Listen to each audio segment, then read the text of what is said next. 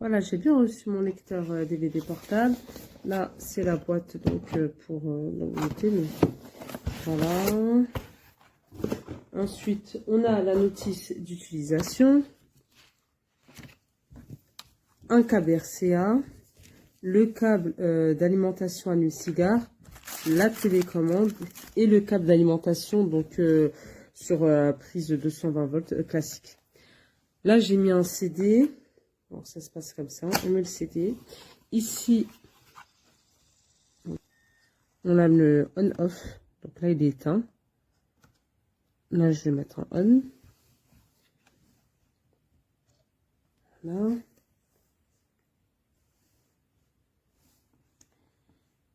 Et ensuite, donc j'ai mis un CD assez ancien. Donc les vidéos sont assez anciennes. Mais sinon, en soi, l'écran, il est de très bonne qualité.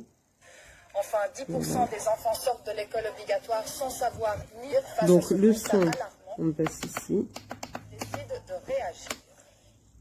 Alors, ce qui est bien, c'est que on peut le tourner à 360. Alors, hop, plutôt dans ce sens-là. Voilà. Et hop, on le ferme. Et par exemple, je peux le mettre derrière le siège de la voiture. Là, il y a les enceintes. Ensuite, on rouvre. On le refait tourner. Et voilà. Là, il y a tous les raccourcis. Donc, il me semble que le volume est ici. Voilà.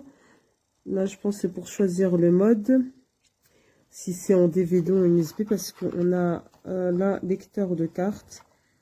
L'USB. La sortie, l'entrée. Et ça, c'est pour l'audio.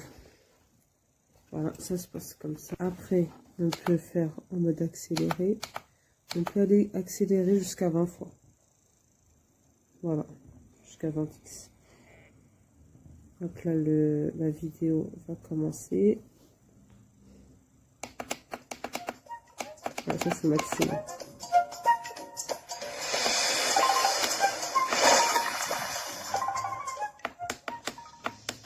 Voilà.